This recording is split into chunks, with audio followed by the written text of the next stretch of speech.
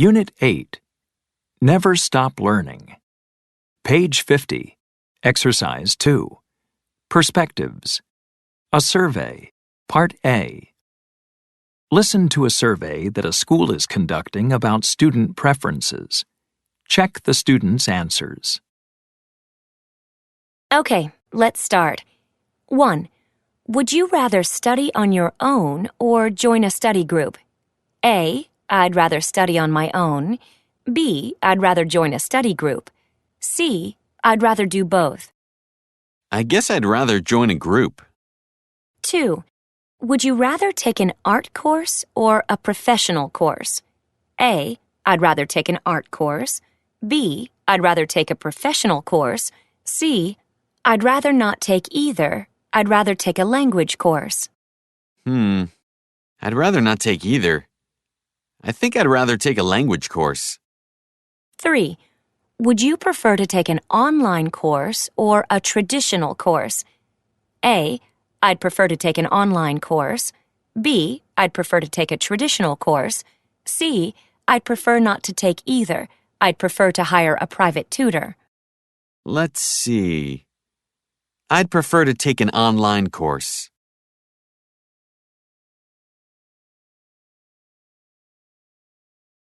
Page 51. Exercise 3. Pronunciation. Intonation in questions of choice. Listen and practice. Notice the intonation in questions of choice. Would you prefer to study online or at a school? Would you rather learn something fun or useful?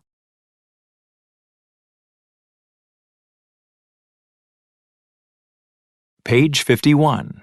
Exercise 4. Grammar focus. Would rather and would prefer. Would rather takes the base form of the verb. Would prefer usually takes an infinitive. Both are followed by not in the negative. Would you rather take an art course or a professional course? I'd rather take an art course. I'd rather not take either.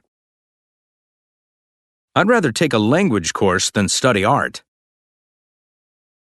Would you prefer to take an online course or a traditional course? I'd prefer to take an online course. I'd prefer not to take either. Let's join a study group. I'd rather not join a group. I'd rather not. I'd prefer not to join a group. I'd prefer not to.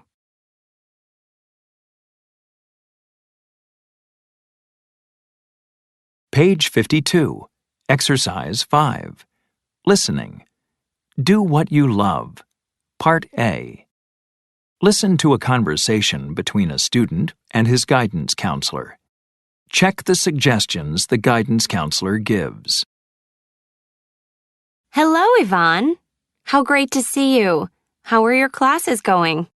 Well, okay, Ms. Mooney. But I think I'd rather be studying psychology. I chose civil engineering as my major, but this psychology class that I took was amazing. I'd even stay after class to talk to the professor about the material.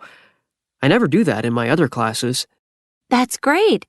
But psychology is a big change from civil engineering. Exactly. What if I change majors and regret it later? I'm getting good grades in my engineering classes, but I'm bored. Psychology was really interesting, but it wasn't as easy. Maybe I should just do what's easy. Don't do what's easy. Do what you love. But you only took one psychology class, right? Perhaps you need to learn more about the field. So you think I should take more classes? Yes, you could. Have you ever heard of informational interviews? That's an option, too. What are they? You find people with jobs in the fields you're interested in and sit down with them and ask them about their work. You know, the day-to-day stuff, what they like, what they don't like, how many years they had to study. It's like an interview, but just to learn about the job. That sounds great. So I could talk with a civil engineer and a psychologist? Sure. And you could even shadow some of these professionals. Shadow them? Job shadowing is when you follow someone around at their job and experience it from their perspective. Think of it like an internship, but you're only watching. You can shadow someone for a few hours or several times if you'd prefer. You know, before I became a guidance counselor, I was a banker. You were a banker, Ms. Mooney? Yes, for 10 years. But after doing some volunteer work with finance students, I realized I'd rather help people than crunch numbers. So I did informational interviews and job shadowing, and here I am. And I love being a guidance counselor. So, what do you say? Shall we find some professionals you can talk to? Yes, please. I need all the information I can get.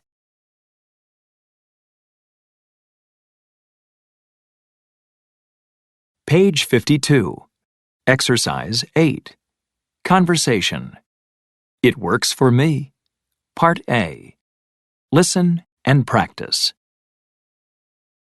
So how's your Mandarin class going? Harder than I expected, actually. I'm finding the pronunciation very difficult.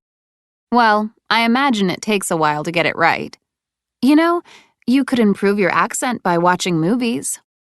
That's a good idea. But how do you learn new vocabulary? I always seem to forget new words. I learn new English words best by writing them down and reviewing them many times. I've been using this vocabulary building app. It really works for me. Look. Maybe I should try something like that. Page 52. Exercise 8. Part B. Listen to two other students, Rick and Nia, explain how they learn new words. Who uses technology to study? Who organizes words by category? Rick. I keep a record of new words I come across. Then I make up study cards. I write the word on one side of the card and the meaning on the other side. Oh, and I always include at least one sentence with the word in it. Then I go through the cards whenever I have some spare time, like when I'm waiting for my laundry to dry or on the bus, and study the words until I know them by heart. Every week or so, I organize the cards into categories. You know, I put all the words together that have to do with food, or work, or home, or school, whatever I can find that my new words have in common. Nia. I keep a vocabulary list on my phone. It's organized alphabetically. Whenever I hear or read a new word, I add it to the list. I also try to put down some key information about the word. You know, whether it's a noun or a verb, and some examples of how it's used. I go through the list and study the words as often as I can. I really believe that the only way to learn new words, even in your own language, is by memorizing them.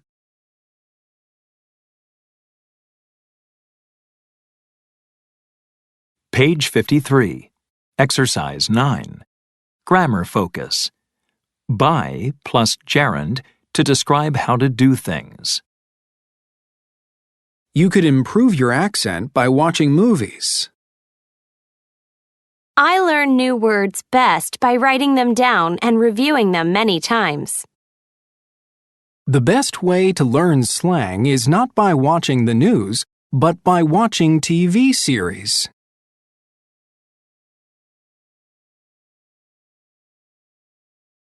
Page 53. Exercise 10. Discussion. Learning styles. Part A. Listen to James and Sophia describe how they developed two skills. How did they learn? Complete the chart. 1. James. I have a huge fear of speaking in front of people. Seriously, I'd rather do anything else. And I'm a lawyer, so it's all about how you speak and present your case. I decided to take a public speaking course, and the teacher taught me some great tips. By memorizing the first line of my speech, by looking out in the audience and focusing on just one person at a time, and, of course, by practicing a ton in that class, I was finally able to improve. Oh, and I always exercise before a presentation to calm my nerves. 1. Sophia. I love to speak in public. People think if you love public speaking, then it's easy, but that's not true. I work for a nonprofit organization, so I give lots of speeches to convince people to donate money. I would tell stories and jokes, ask the audience questions, but they wouldn't donate money. I was too spontaneous, and I wasn't reaching them. So I started to organize my ideas. By putting my stories at the beginning of my speech and ending with numbers and facts, I had a bigger impact. I'm still spontaneous, but hard facts and data are hard to forget, so I always end with those. 2. James. I remember I was so excited to learn how to drive. I was 15 when my dad gave me my first lesson in a parking lot. He taught me the basics and then wanted me to drive home on a busy street that first day.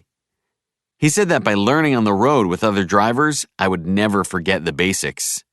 That was my dad. My mom was another story.